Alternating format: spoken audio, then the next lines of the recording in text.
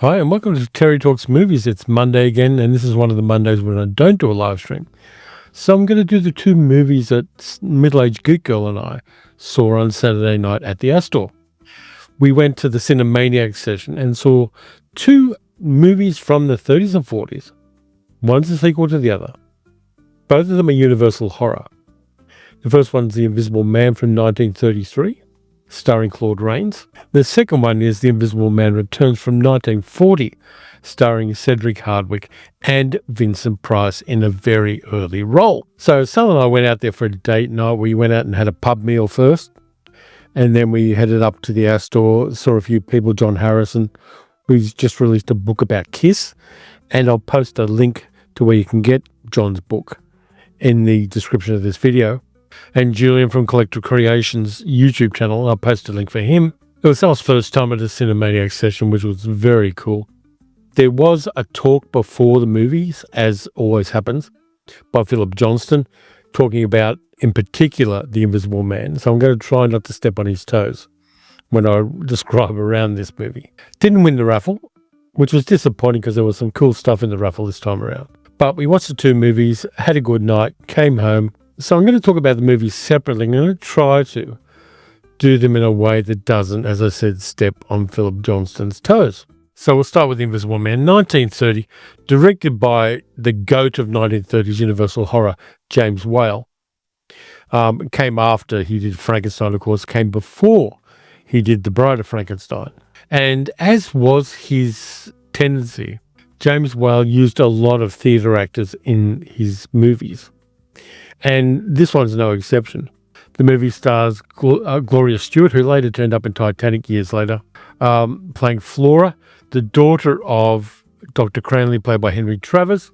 And she's there basically as a love interest to keep things going. There's a bit of a love triangle in this one between Flora, Dr. Jack Griffin, played by Claude Rains, who's actually the Invisible Man, and another guy called Dr. Arthur Kemp, played by William Harrigan, who doesn't look like he would be any real threat to Claude Rains when it comes to romantic entanglements. The movie stays fairly close to the original novel from 1897 written by H.G. Wells. Doesn't have the coda at the end, doesn't have one of the characters, the guy called Marvel, who's in the novel. But it does stay fairly close for the most part. Yet the snowy night, a stranger goes into the Lion's Head Inn in the English village of Epping, which is actually a place in Sussex, and he demands a room, and he wants a sitting room with it, and so he demands that of the publican and his wife.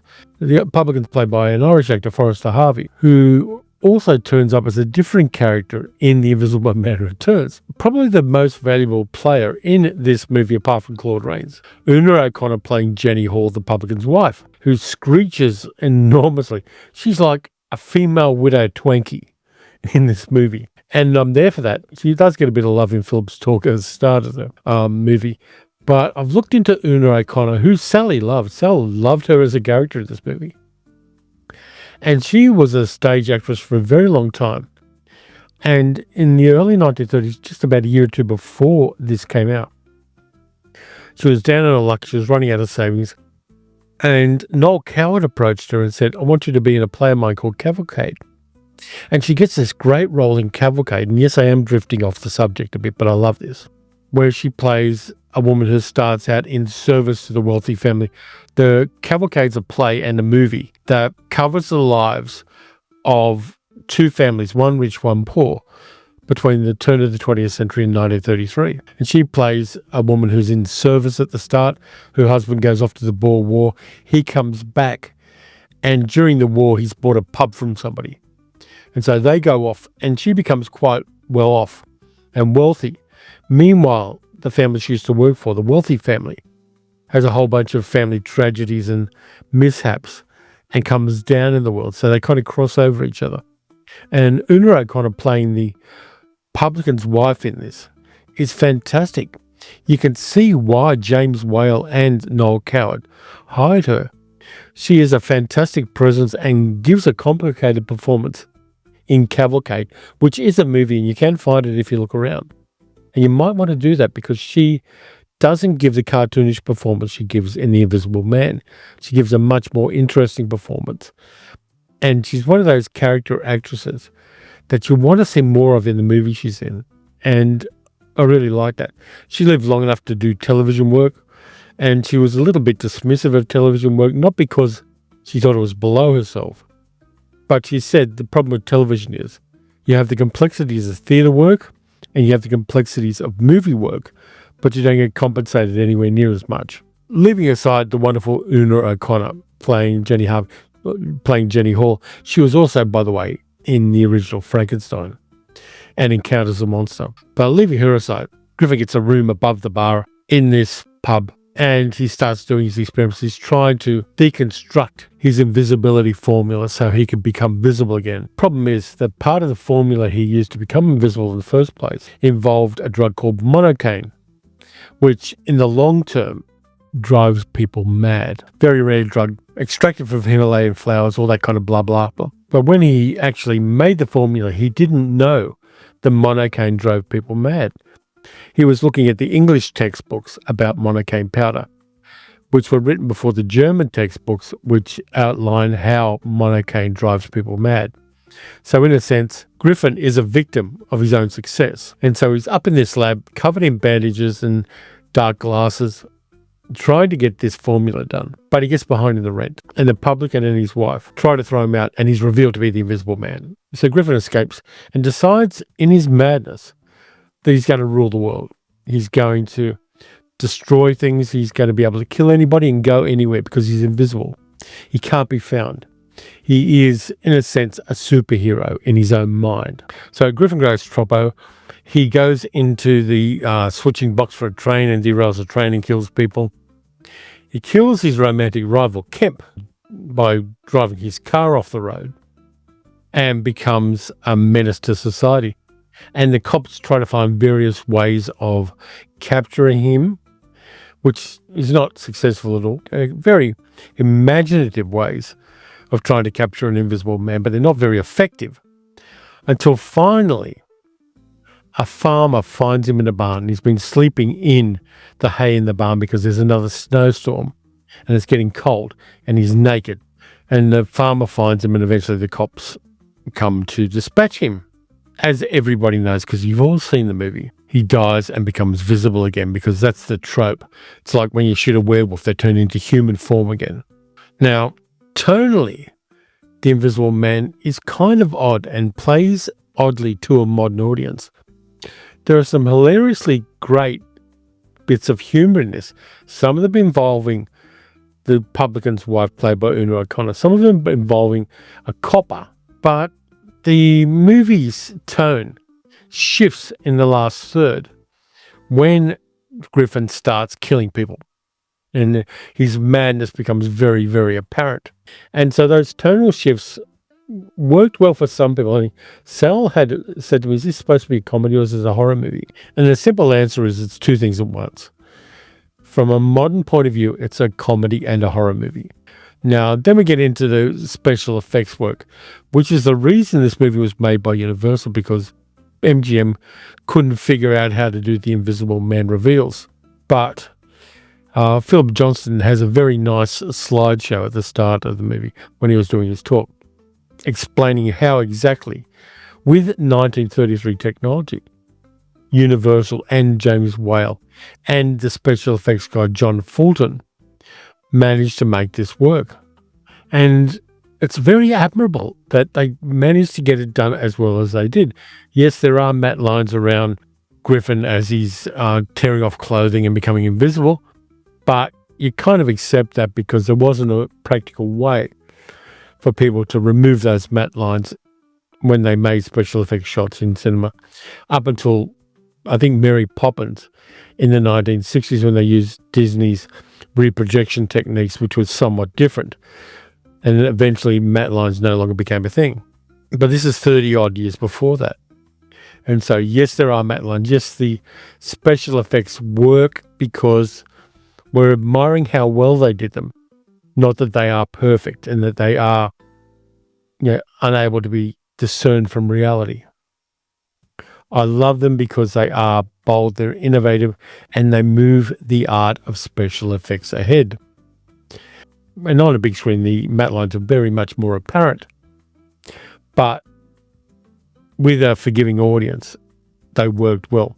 And as always with Cinemaniacs sessions, there was a round of applause for the filmmakers at the end. Claude Rains, playing the Invisible Man, has a hard job because some of his line deliveries are muffled because he's wearing bandages over his face.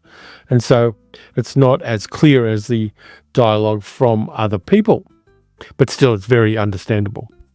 Gloria Stewart's kind of okay playing the love interest, though she's not fantastically great. The direction by James Whale is great. It's atmospheric, and there are times when the camera moves around the sets as if we could follow the Invisible Man, though we can't see him. And that works very effectively. Philip Johnston did a compare and contrast with the way the Invisible Man is filmed in this version and in the 2020 version that Lee Whannell did. So there was a bit of a compare and contrast there, which is very interesting.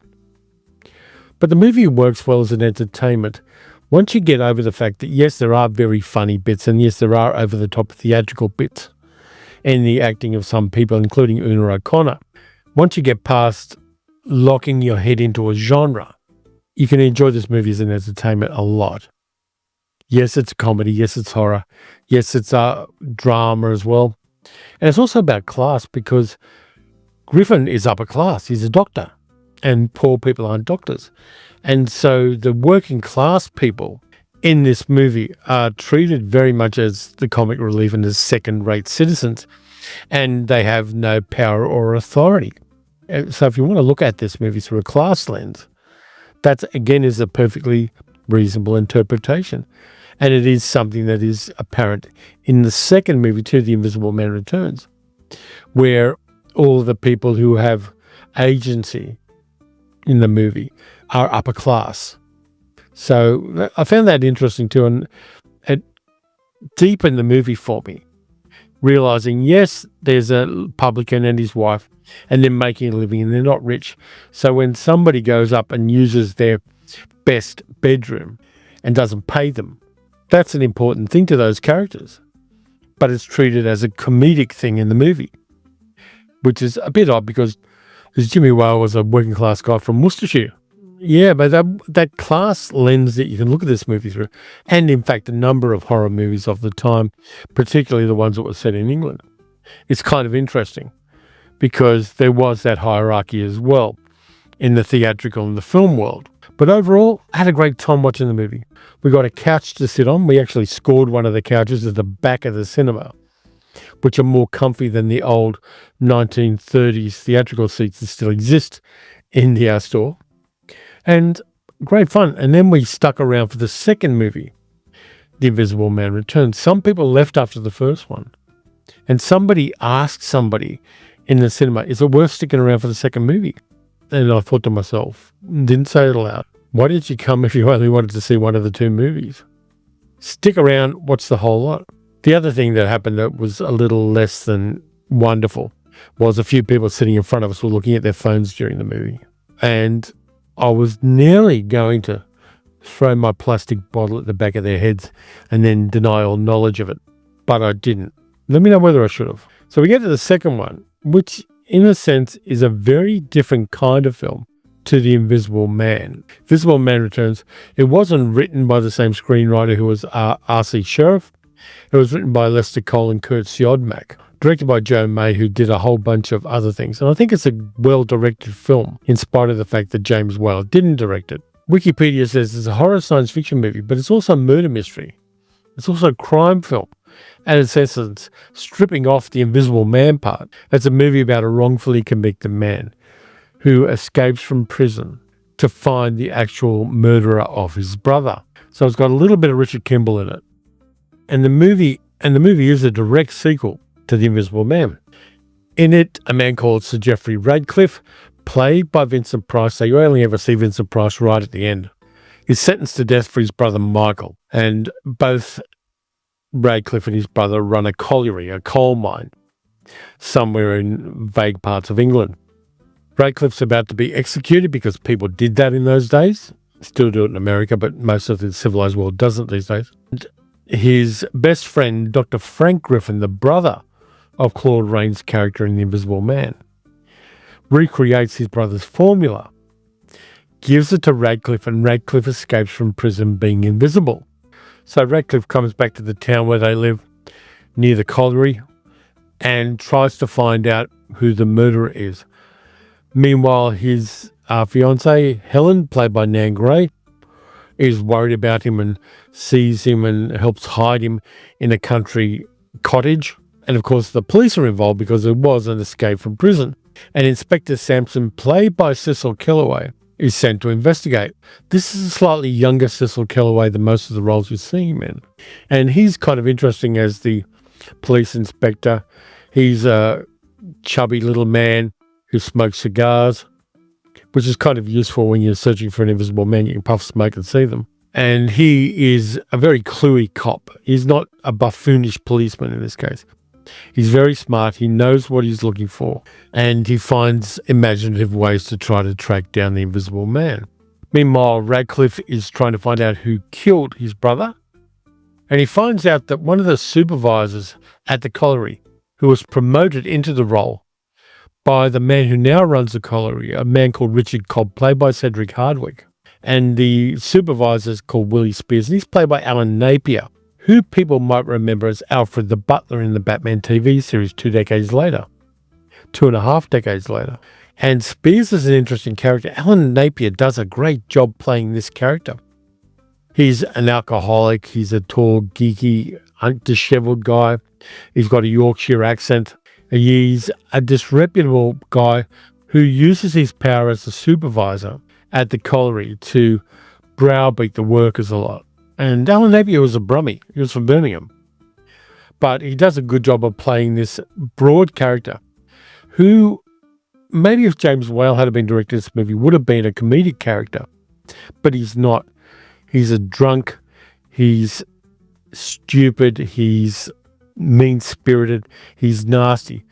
And he actually blackmailed the actual murderer into giving him the job he's got. And I really like Alan Napier in this movie. I think he does a really great job of it.